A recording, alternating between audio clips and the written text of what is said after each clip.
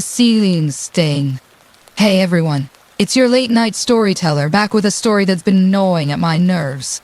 I found this one while scrolling through a niche horror forum, buried in a thread about unexplained marks in homes.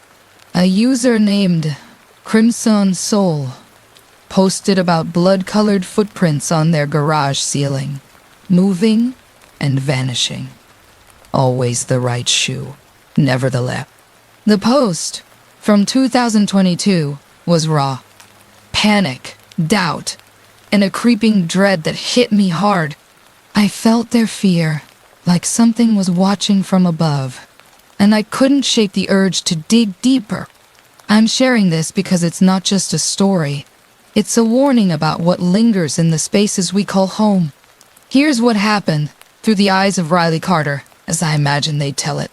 My name's Riley Carter, and I was 29 when I moved into apartment 4B in Cypress Grove, a quiet complex on the edge of Florida's Everglades. I had bounced around jobs, bartender, delivery driver, before landing a gig as a night shift librarian at the county library. The apartment was cheap, with a garage below for my beat-up Honda, and I needed a fresh start after a rough year.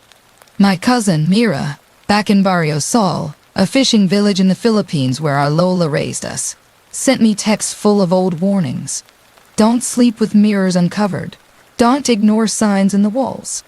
I thought she was being dramatic. I was wrong. It started 3 months in, around October 2021.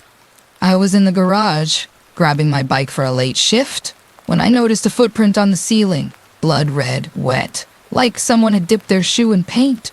It was just one.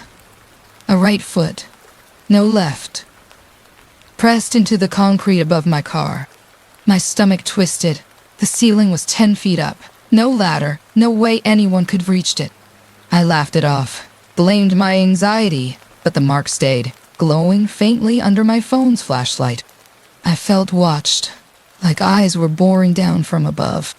The next day, the footprint was gone, but a new one appeared, closer to the garage door. Same blood-red color, same right shoe. My heart raced, my mind spinning with questions. Was it paint? Blood? Something else? I called my friend Jace, a mechanic who'd crash at my place sometimes. He saw it too, his face paling. That's not normal, Riley, he said, his voice low. We checked the ceiling. No cracks, no leaks, just that lone print. By the next night, it had moved again, now above my workbench, and another appeared near the light fixture. Always the right foot, always red, like they were pacing above me. I started documenting them, snapping photos for my small YouTube channel, Riley's Night Shift, where I shared creepy library stories for my US and Filipino audience. My viewers, 16 to 65, from Miami to Manila, ate it up, flooding the comments with "thoughts cursed" and "get out." But the fear was real, clawing at my chest.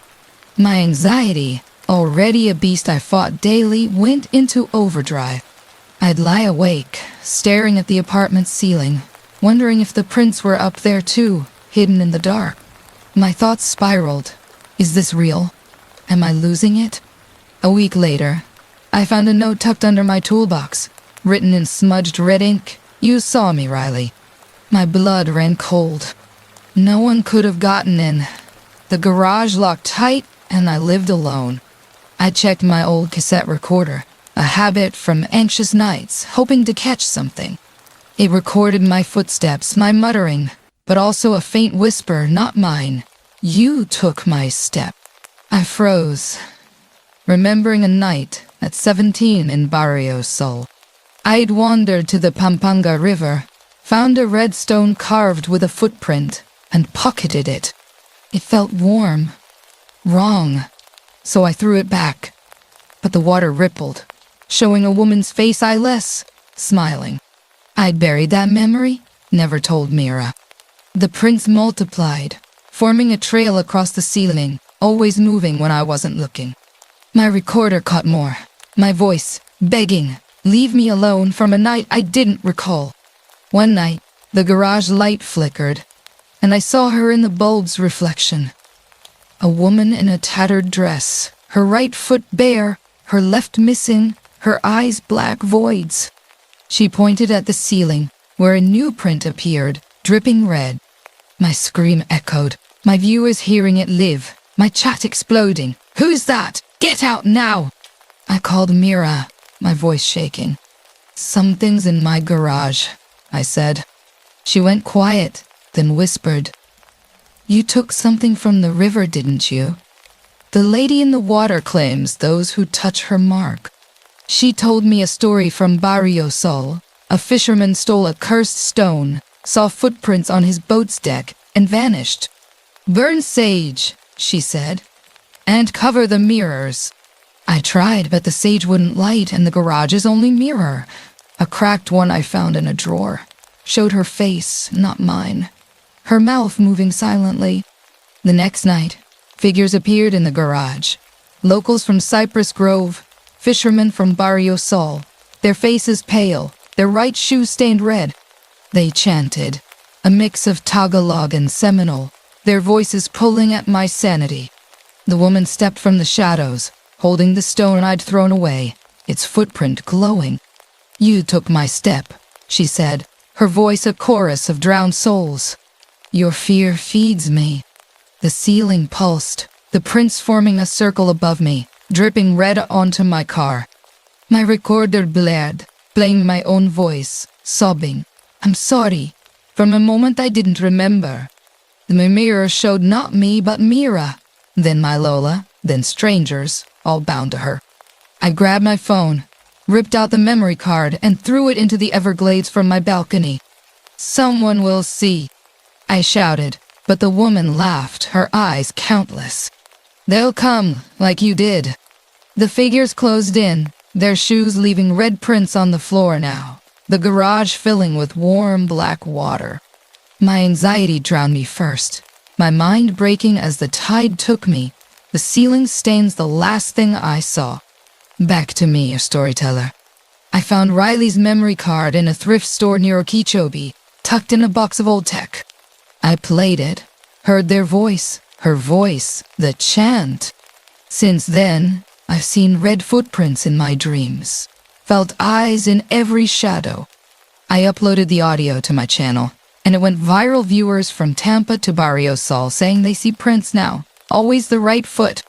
A librarian in Florida and a fisherman in Pampanga messaged me, planning to check Cypress Grove. I don't know what's out there, but it's watching. Be careful what you touch, folks. Some steps don't let you walk away. Forgotten Tunnels echoes. Gather around because I need to share something that's been gnawing at me since I found it.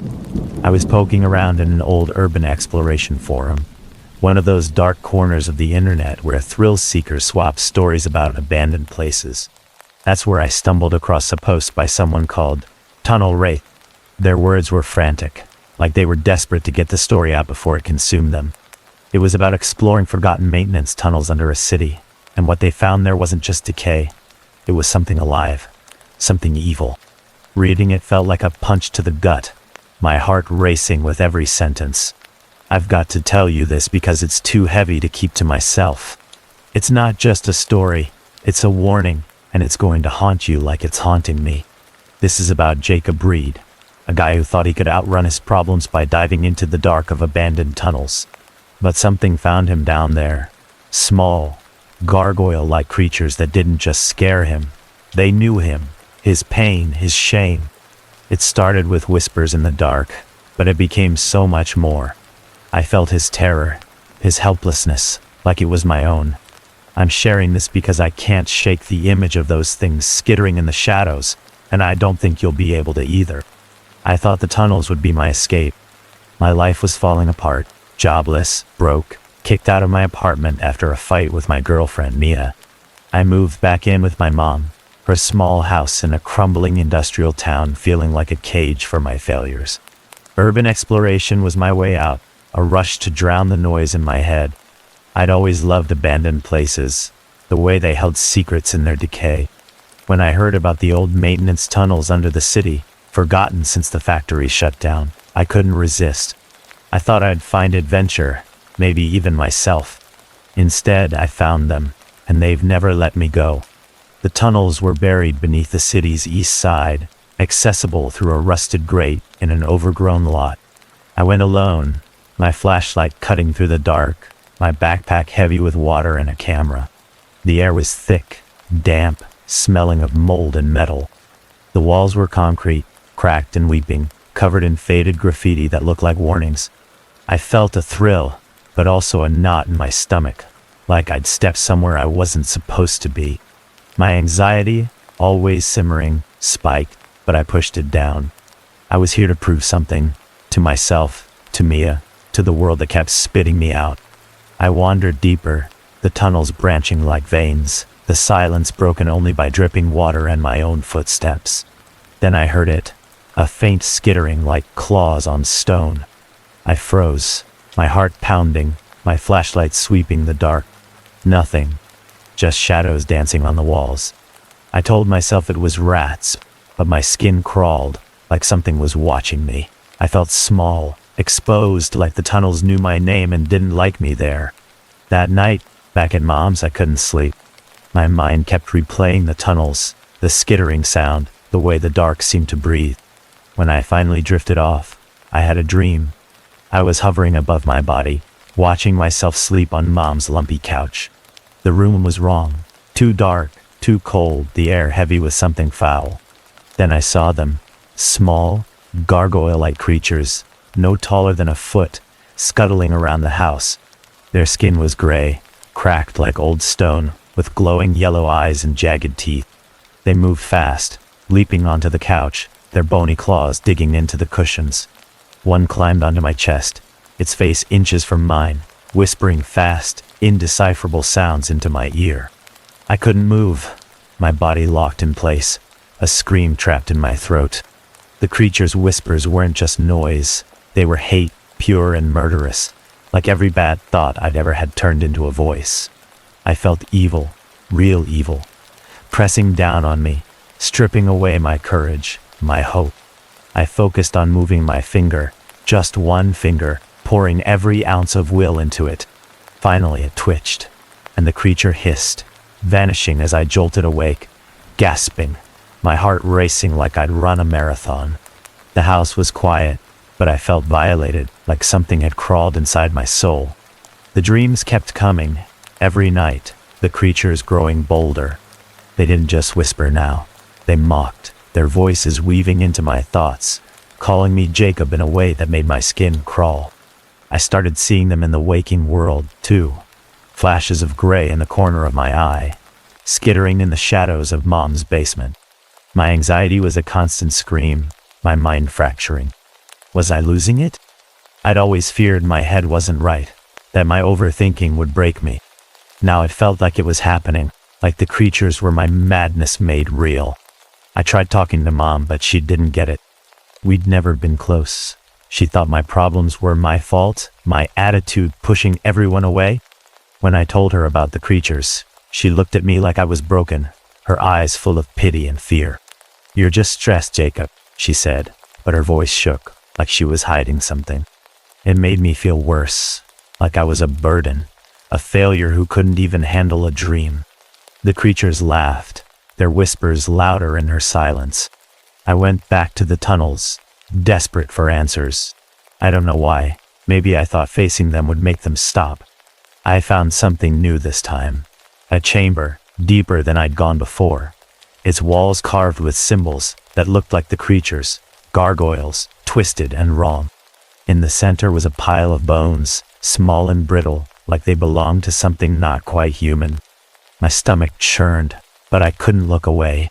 The air was thick, oppressive, and the skittering was everywhere, circling me. I felt their eyes, their hate, like I'd trespassed on something ancient and angry. I found an old journal in the chamber, half buried in dirt, its pages crumbling. It was written by a maintenance worker from the 1950s, someone who'd worked at these tunnels. They described the creatures, calling them guardians of something older than the city, something that fed on despair. The worker wrote about hearing whispers, seeing gargoyles in their dreams, feeling their life drained away. The last entry said, "They want my pain. I can't give it to them." I felt a chill, like the tunnels were alive, using my fear, my shame, to keep those things alive. I couldn't stop digging. Back at Mom's, I went through her attic, looking for anything that could explain this. I found a box of my grandfather's things, letters, photos, and a diary. He'd worked in the city's maintenance department 2 decades ago. His diary mentioned the tunnels, the creatures, the same symbols I'd seen. He wrote about dreams where they whispered his name, about waking up paralyzed, their claws on his chest. He thought it was a curse, tied to our family, something he'd brought home by working in those tunnels. My heart sank. This wasn't just me, it was us, all of us, tied to something we couldn't escape. I confronted Mom, my voice shaking with anger and fear. She broke down, admitting she'd seen them too when she was younger after Grandpa died. She'd dreamed of them, felt their hate, but they stopped when I was born, like they'd moved on to someone else. She never told me because she thought it was over, that she'd protect me by staying quiet. But her silence felt like betrayal, like she'd left me to face this alone. I felt crushed, my spirit breaking under the weight of a curse I didn't ask for. The creature's whispers grew louder, mocking my pain, my family's secrets. I went back to the tunnels one last time, desperate to end it. I brought a crowbar, ready to smash the symbols, burn the journal, anything to break their hold. But in the chamber, I found something new, a crude altar, made of stones and bones, with a carving of my name. Not just my name, but my grandfather's, my mom's, scratched into the rock like a claim. The creatures were there, dozens of them, perched on the walls, their yellow eyes glowing. They didn't attack, they watched, waiting. The journal had mentioned an offering, a way to appease them, give them your pain, or they take your life. I realized then what they wanted. It wasn't just fear, it was my despair, my guilt, the part of me that hated myself for failing Mia, Mom, everyone. They were feeding on it, growing stronger every time I broke. I felt a surge of rage, refusing to let them win. I smashed the altar, the crowbar ringing against the stone, and the creatures screamed, a sound that tore through my skull. The tunnel shook, dust raining down, and I ran, my flashlight flickering, my heart pounding. I made it out, collapsing in the lot, the grate slamming shut behind me. I moved away after that, got a job in a new city, tried to rebuild. The dreams stopped, the whispers faded, and for a while, I thought I'd win. But I'm not sure. I still feel them sometimes, a prickle on my neck, a shadow in the corner of my eye. Mom says she hasn't seen them, but she's different now, quieter, like she's waiting for something. Mia won't talk to me and my friends think I'm paranoid. Maybe I am. I don't go near abandoned places anymore, don't trust the dark. I check every shadow, every corner, afraid they'll find me again. I'm writing this because I need you to know, to believe me. Those creatures are real, and they're patient. They're tied to my family, to the tunnels, to something older than me. I thought I broke their hold, but sometimes I hear the skittering, feel their eyes in the dark. I don't know if I escaped or if I just fed them what they wanted, my hope, my strength. The worst part is the doubt. Am I free, or are they still inside me? If you find a tunnel, a grate, a place that feels wrong, don't go in. Don't listen to the whispers. And if you see them, don't give them your pain. They'll never stop taking.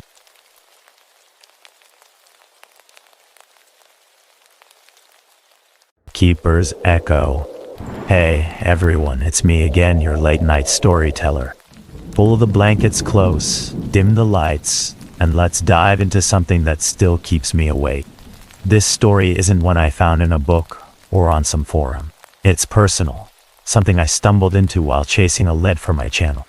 I was researching abandoned lighthouses for a video, digging through old maritime logs online, when I found a name, Elias Morrow, the last keeper of Willow Point Lighthouse, a crumbling relic off Florida's Gulf Coast.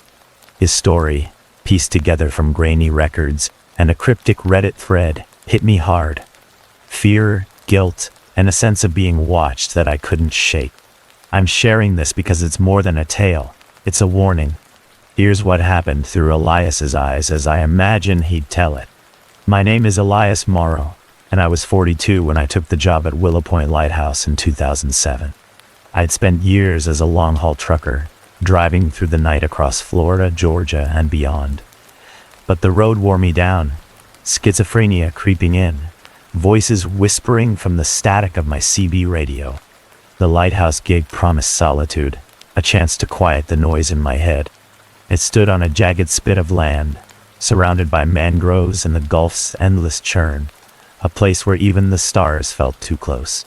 My only contact was a weekly supply boat from Barrio Estrella, a fishing village across the bay in the Philippines where my cousin Marisol lived. She'd send letters warning me about old Pinoy superstitions. Don't whistle at night. Don't trust reflections in the water. I laughed it off. I should have listened. The lighthouse was old, its iron staircase spiraling like a spine, the lantern room cracked but functional. My job was simple, keeping the light burning, log ships, and staying sane. But from the first night the place felt alive. The walls hummed, a low pulse like a heartbeat, and my radio, a dusty relic in the keeper's quarters, crackled without power, spitting out voices. Not mine, not Marisol's, but hers, soft and layered, calling, "Elias, look." I chalked it up to my condition, my meds wearing off, but the fear was real, a cold weight in my gut. A week in, I found the first note slipped under my door, written in smudged ink, "You're not alone, Elias." My heart stuttered. No one could have been here. The island was a mile from shore, and the supply boat wasn't due.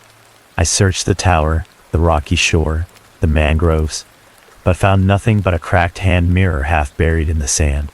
Its glass was fogged, showing not my face but a flicker of someone else. A woman, her eyes like oil slicks, her mouth moving silently. I dropped it, my hands shaking, and ran back to the tower. That night, the radio sang a kundiman, a Filipino lullaby Marisol used to hum, but twisted, like it came from underwater. I felt exposed, like the Gulf itself was watching.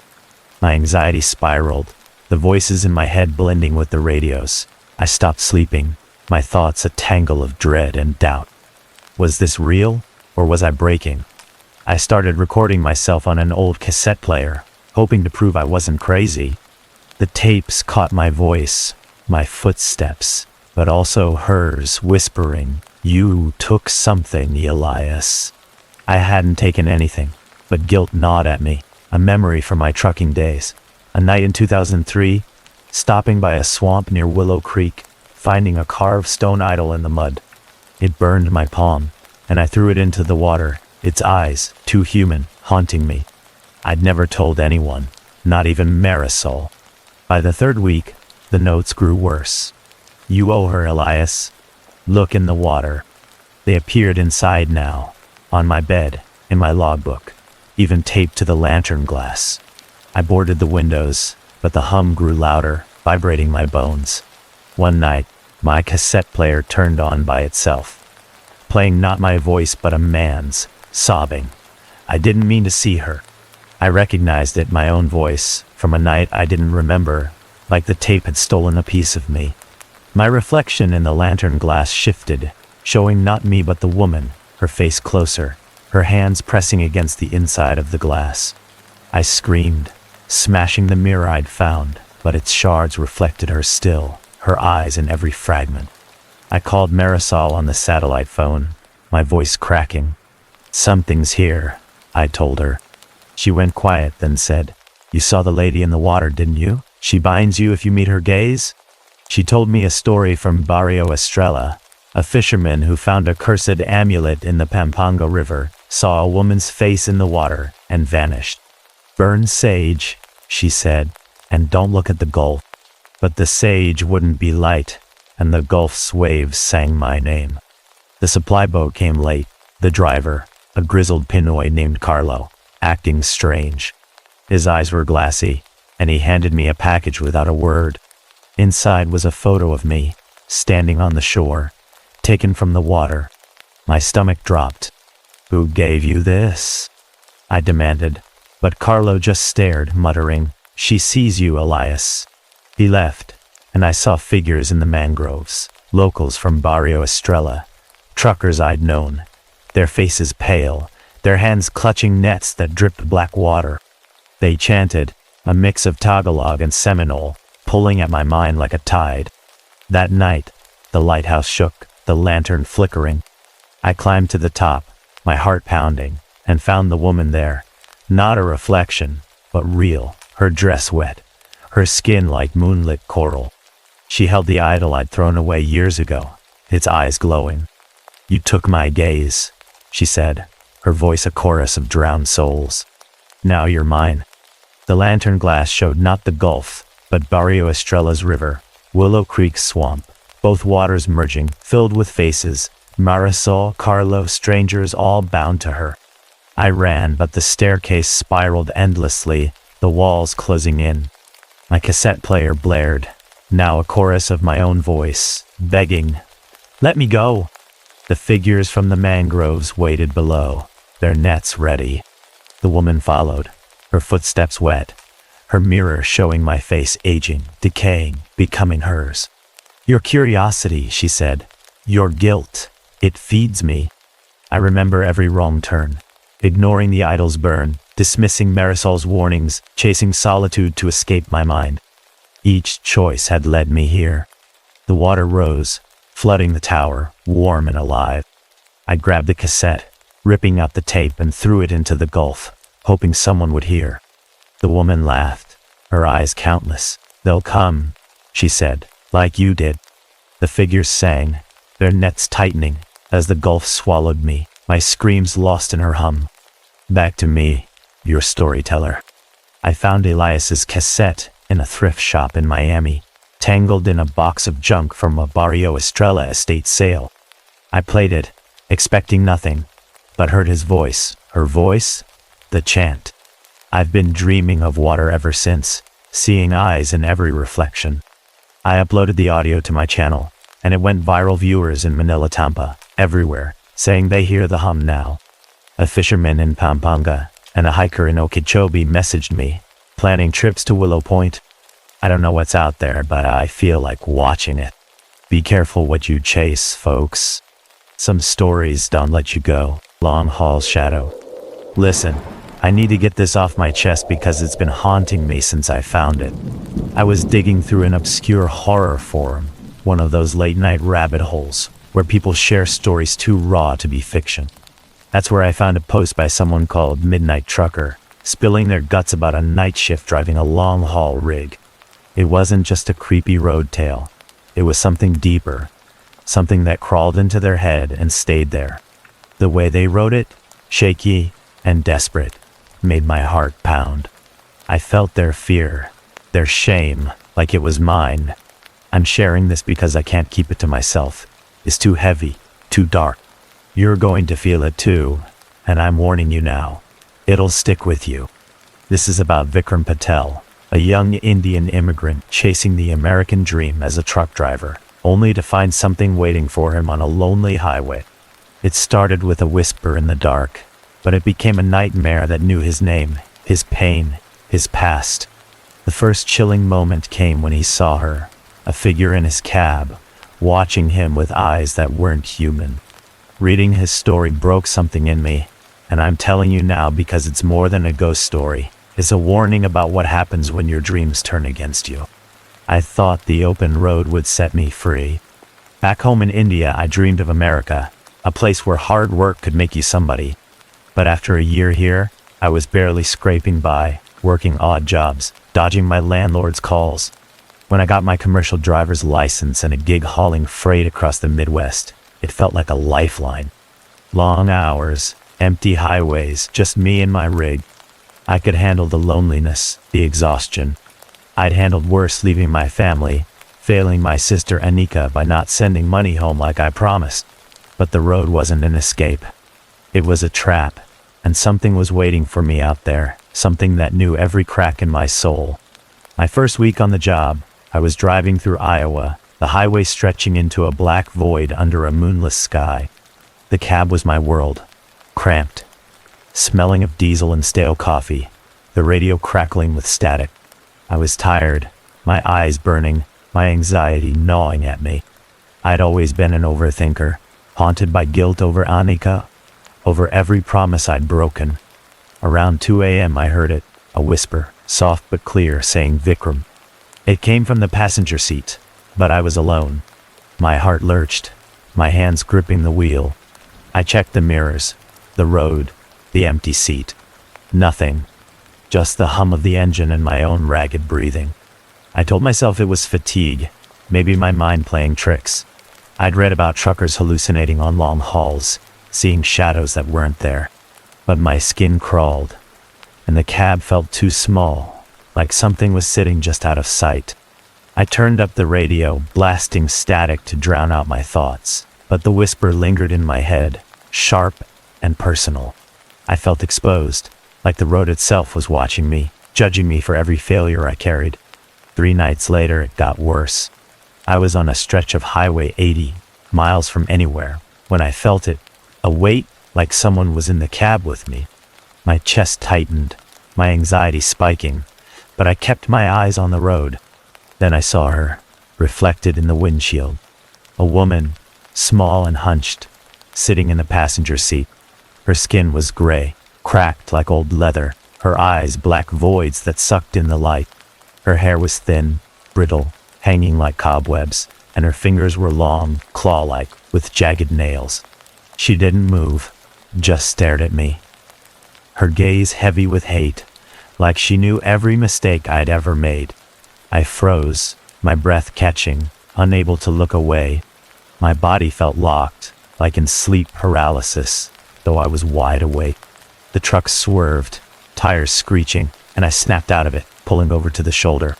The seat was empty, but my heart was pounding, my hands shaking so badly I dropped my phone. I felt humiliated, small, like she'd seen through me. My guilt over Anika, my fear of failing in America. Was I going crazy? I'd always worried my mind would betray me, and now it felt like it was happening. I didn't sleep that night, too afraid to close my eyes, too afraid she'd be there. The whispers didn't stop. Every night, on every haul, I heard Vikram, sometimes soft, sometimes sharp, like a knife in my ear.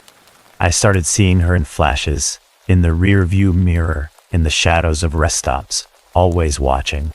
My anxiety was a constant scream, my thoughts a tangle of doubt and fear. Was this schizophrenia? Was I breaking under the stress of the road, the pressure to succeed? I stopped calling Anika, too ashamed to admit I was falling apart.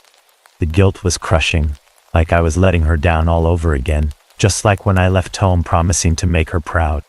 I tried talking to my mom, calling her one night from a truck stop. We weren't close. She'd always pushed me to be better, to not disappoint the family. When I told her about the whispers, the figure, she got quiet, her voice tight. "You're tired, Vikram. Focus on your work." But there was something in her tone, like she was hiding the truth. It made me feel worse, like I was a burden, a failure who couldn't even handle a job. The whispers laughed, louder now, weaving into my thoughts, telling me I deserved this. A month in, I found something that changed everything. While cleaning the cab, I noticed scratches on the passenger seat. Symbols, jagged and deep, like claws had carved them. They weren't there before. My stomach dropped and I started digging into the truck's history. I found an old logbook in the glove compartment, belonging to a driver who'd worked this route years ago. The entries were normal at first, then frantic, describing a woman in the cab, whispers, paralysis. The last entry read, "She wants my shame. I can't give it to her." My heart sank. This wasn't just me. Something was tied to this truck, this road, and it had found me. I started researching late nights on my phone, scouring forums for trucker ghost stories. I found tales of a hag haunting highways, latching onto drivers who carried guilt, feeding on their despair. One post mentioned a ritual, salt and prayers to keep her away, but warned it could backfire, making her stronger. I felt a flicker of hope, but also dread. Was she real, or was my mind breaking? The symbols in the cab seemed to shift when I wasn't looking, forming new patterns, like they were alive. I felt trapped, my spirit crumbling under her gaze. Desperate, I called my mom again, pushing for answers. She broke down, admitting she'd seen the hag too, years ago, when she was a young immigrant working late shifts. She'd dreamed of her, felt her claws, heard her whisper her name. It stopped when I was born, like the hag had moved on. My grandfather had seen her too, driving cabs in the city, tormented until he quit. They never told me, thinking it was over, but now it was clear. This thing was tied to our family, hunting us across generations, feeding on our shame, our failures. I felt betrayed, like they'd left me to face her alone. My guilt over Anika, my fear of failing in America, it was fuel for her, and she was growing stronger. I tried the ritual, scattering salt around the cab, whispering prayers I'd learned as a kid. The air grew heavy, the truck's engine stuttering, and I heard her scream, a sound that tore through my head. The symbols on the seat glowed, or maybe that was my panic, my vision blurring. I felt like I was losing myself, my thoughts fracturing. Was I Vikram, or was I just her prey? The road stretched on, endless, and I wondered if I'd ever escape. One night, on a desolate stretch of Nebraska highway, she came closer. I was driving, my eyes heavy, when the cab went cold. The radio was cutting to static. She was there, sitting in the passenger seat, her black eyes locked on me. My body locked up again, my hands frozen on the wheel, the truck drifting. She leaned closer, her claws brushing my arm, her voice hissing, "Give me your shame."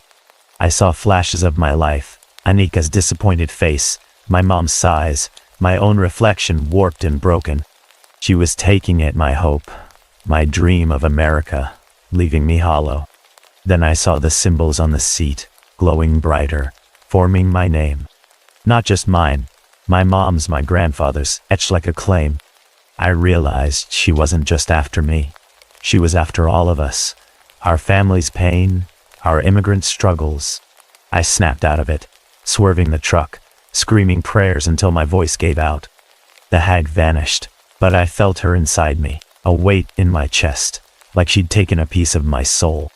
The truck's engine roared back to life, but I was shaking, my spirit crushed under the weight of her hate. I quit the job the next day, left the truck at a depot, and moved to a new city. I told my boss I couldn't handle the hours, but he looked at me like he knew something, like he'd heard the whispers too. I tried to start over, got a job at a warehouse, but the hag followed me. The whispers are softer now, but they're there, calling Vikram in the quiet moments. I see her in shadows, in reflections, always watching. Anika won't talk to me, and Mom says she's hearing the whispers again too. I check my mirrors, my doors, my own eyes, afraid I'll see hers staring back. I don't know if I escaped, or if I gave her what she wanted, my hope, my dream, my name. I'm writing this because I need you to know, to believe me. The hag is real, and she's patient. She's been with my family for generations, feeding on our shame, our struggles. I thought I could outrun her, but sometimes I hear her whisper, feel her claws in the dark. I don't know if she's in the truck, the road, or me. The worst part is the doubt. Am I free, or is she still here, waiting for me to break? If you drive alone at night, if you hear your name in the dark, don't answer. Don't look in the mirrors. And if you see her, don't give her your shame, she'll never let it go. Watch her in the cab. The dashboard lights of my semi-truck cast a sickly green glow across the cab, flickering like they were in their last breath. It was 2:47 a.m., somewhere along a desolate stretch of Route 17 in northern Maine, and the world outside was swallowed by fog. I'm Avery Quinn, 27, a long-haul trucker running freight to escape the wreckage of my life back in Portland. Specifically, a fight with my brother Ethan, where I told him I wished he'd vanish after he cost me my last job. The words still stung, a knot of guilt I couldn't shake. This gig was supposed to be my reset, but the endless highways and lonely rest stops had a way of making you feel watched. The cab smelled of stale coffee and diesel. The only sounds were the rumble of the engine and the occasional crackle of my CB radio. I was hauling a load of canned goods to a warehouse in Bangor. A routine run, but tonight fell off. The fog was thicker than usual, curling around the truck like fingers, and the road signs were hard to read. Their edges blurred. I'd been driving for hours, my eyes burning, when I noticed her. Clara, the old woman who ran the diner at the last rest stop. She'd started leaving things in my cab when I stopped for coffee. A thermos, a folded napkin with my name, a note. For Avery. Keep your eyes open. Her gray eyes lingered too long, like she saw something I didn't, and it made my skin crawl. Tonight I'd found something new in the passenger seat after a quick stop at her diner. A small porcelain doll with black button eyes and a stained dress, tucked into a paper bag. A note was pinned to it. She sees you, Avery. Be careful. My stomach twisted. I hadn't seen Clara come near my truck. I tossed the doll into the glove compartment, slamming it shut, but my hands shook as I gripped the wheel. The CB crackled, spitting static, and for a second, I swear I heard a whisper, "Finish your run." The next night, Clara was at the diner again, standing behind the counter, her apron spotted with grease. I caught her slipping another note into my takeout bag. She knows what you did. My heart pounded. I wanted to confront her, but she vanished into the kitchen before I could. Back in the cab, I found the doll again, now on the dashboard, its eyes glinting in the dashboard light. I'd locked the glove compartment. How had it moved? I threw it out the window, watching it disappear into the fog. But when I stopped at the next rest area, it was back in the passenger seat, dry, its dress torn.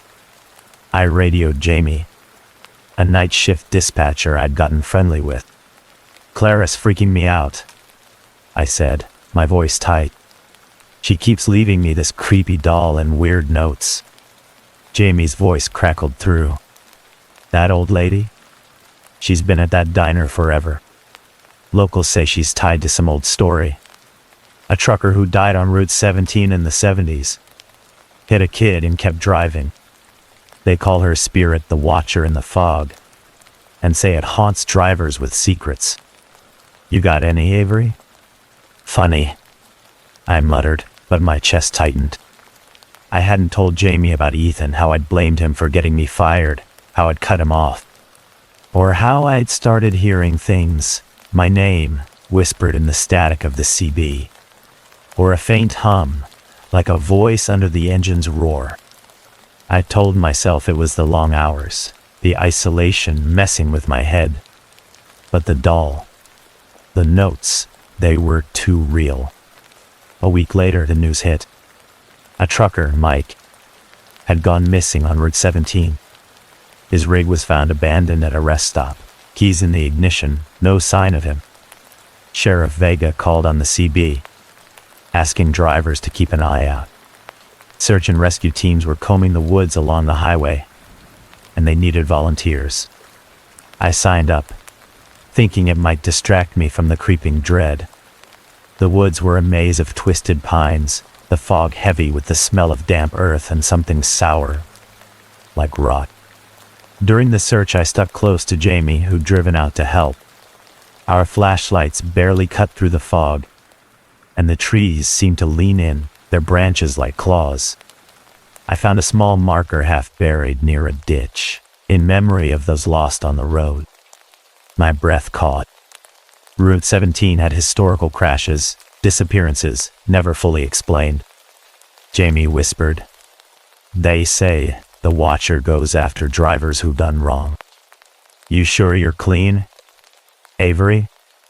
I laughed it off. But then I saw it. A symbol scratched into a tree, a jagged circle with a slash, like a broken eye. My flashlight flickered, and for a second, I thought I saw a shape in the fog. Tall, thin, its edges blurring like smoke. It vanished when I blinked, but my pulse raced. We didn't find Mike, but the symbol stayed with me, burned into my mind. The cab was a prison now. The dashboard lights flickered. casting shadows that moved when I wasn't looking. The doll kept reappearing on the seat in my duffel, once in the sleeper compartment behind the curtain. Its eyes seemed darker each time, like they were watching. I started hearing whispers everywhere. In the CB static, the engines hum. Avery, you lied. My head throbbed, thoughts jumbling. I'd read about schizophrenia in a high school psych class. Hallucinations, paranoia, voices. Was that happening? Or was something here feeding on my guilt? I confronted Claire at the diner, a greasy spoon lit by buzzing neon. She was wiping the counter, her hands trembling. Why are you doing this? I demanded, slamming the doll down. The notes. This thing. What's your problem? Her eyes were sad, almost hollow. I'm trying to warn you, she whispered. The Watcher sees your heart, Avery. It saw mine.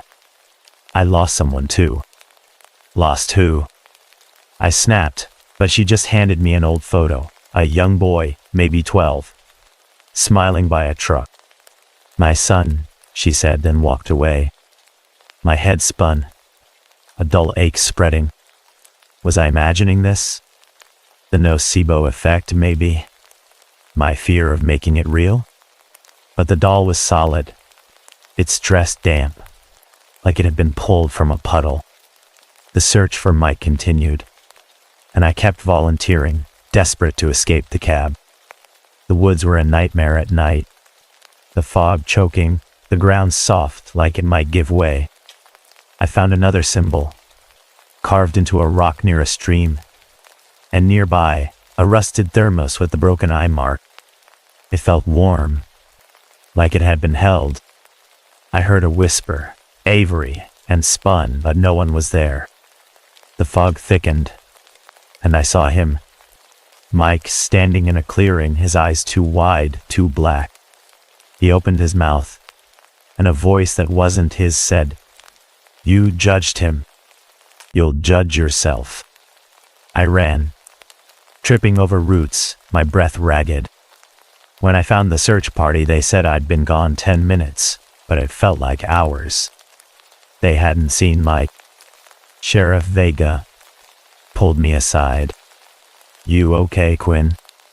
You look like you saw a ghost. I didn't tell him about the whispers, the symbols, the trucker who wasn't there. Back in the cab, I found another note tucked into the doll's dress. It knows your shame. My hands shook so hard I dropped it. Shame? I thought of Ethan. How I'd blamed him for everything. How I'd wished him gone. The guilt was a knife, twisting deeper. I dug into Route 17's past at a truck stop with Wi-Fi, finding old articles.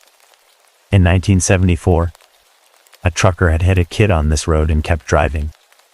The kid's mother, Clara, was blamed for not watching him, and she'd vanished soon after, rumored to have cursed the highway with a ritual, black magic to summon the Watcher.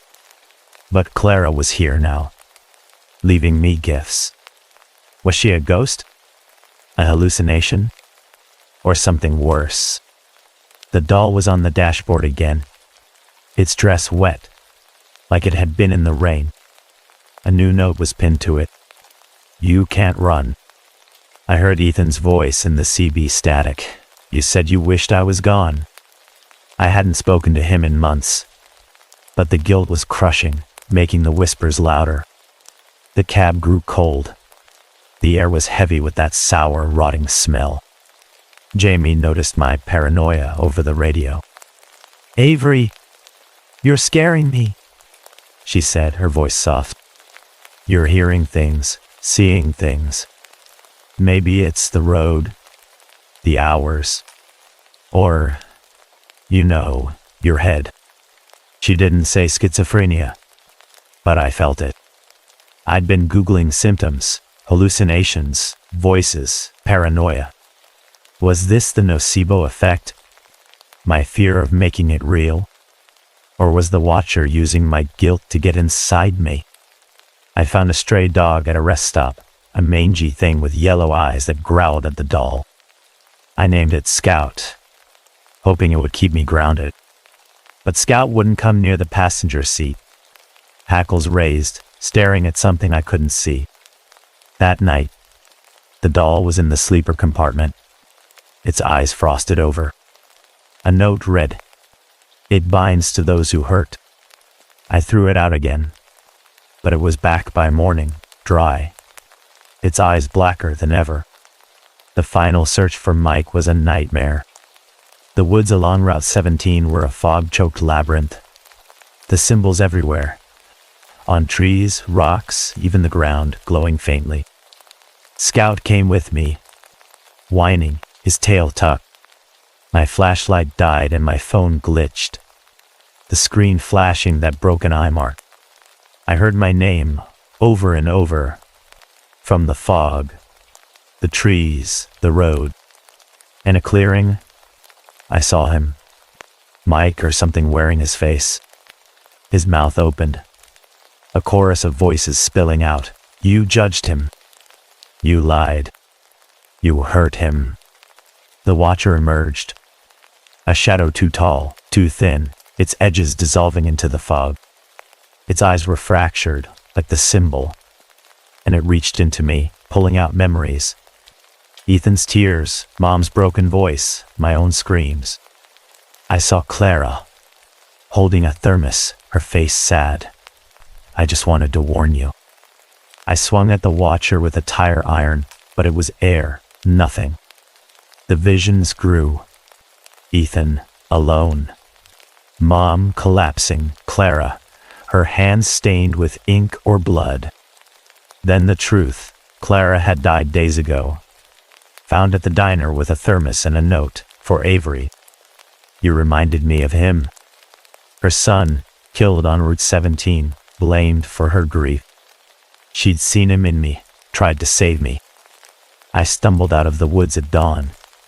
Scout beside me. The search party finding me shaking, babbling about symbols and shadows. They said Mike was still missing. No one believed me and the Watcher. Back in the cab, I found a final note in Clara's handwriting. "Forgive yourself." The dashboard lights flickered, and a whisper curled around me. "Avery," Scout growled, his eyes fixed on the doll, now on the passenger seat, its dress torn. I'm still on Route 17, still driving the graveyard shift, still hearing my name in the CB static, the hum of the engine. Scout stays close, but he won't go near the passenger seat. The doll is locked in the glove compartment, but I hear it sometimes, tapping like it wants out. The Watcher isn't gone. It's in me. In the guilt I carry for Ethan, for Clara, for every word I can't take back. The universe sees it all. Every lie, every judgment, every hurt you cause. It gives back what you give, and I'm learning that the hard way. So listen, when you're out there, in the dark of your own life, think before you speak, before you judge. The shadows are waiting and they know your secrets. Choose kindness, or they'll find you, whispering your name.